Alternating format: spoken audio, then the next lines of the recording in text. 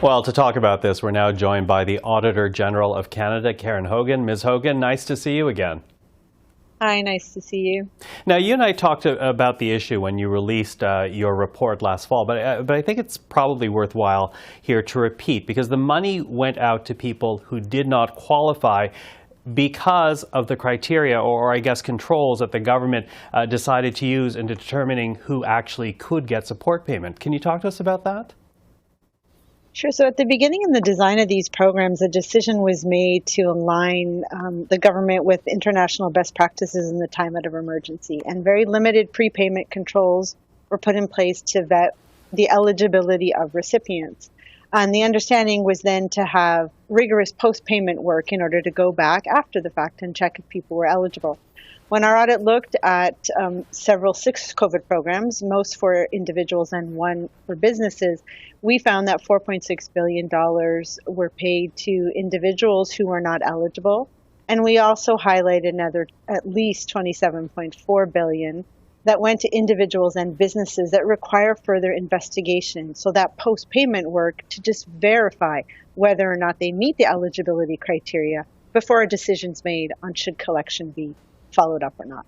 Okay, so billions of dollars, as we said. And you did appear this week before the Public Accounts Committee. You were not alone, though. Other officials were there, and among them was the Commissioner for the Canada Revenue Agency. And he says he doesn't think it is worthwhile, or worth the effort, rather, to go after the billions of dollars in overpayments. What do you say to that?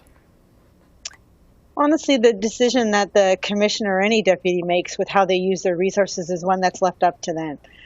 What I highlighted here was that under current legislation, every taxpayer needs to be treated fairly. And so if a taxpayer has received an amount that they're not eligible to, it should be returned to the government.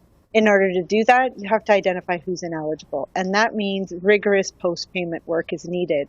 You know, a typical support program has rigorous upfront checking and vetting before any payments go out to an individual. That didn't happen here. So the flip side means that you need to do that rigorous post-payment work.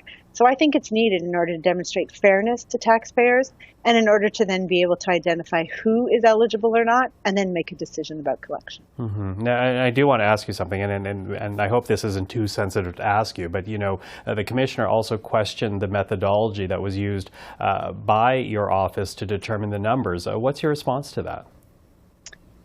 So I guess there's always a different way to come up with an estimate for sure, but what we took the approach was that because there was no information at the Canada Revenue Agency on monthly revenue, so the issue was around businesses being eligible. And you might recall that the main criteria for businesses was that they needed to demonstrate a revenue decline over a 4-week period, an eligible 4-week period.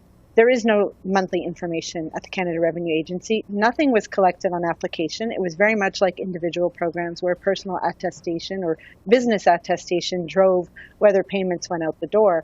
So what we turned to was the only bit of revenue information at Canada, the Canada Revenue Agency on a monthly basis, which is GST returns.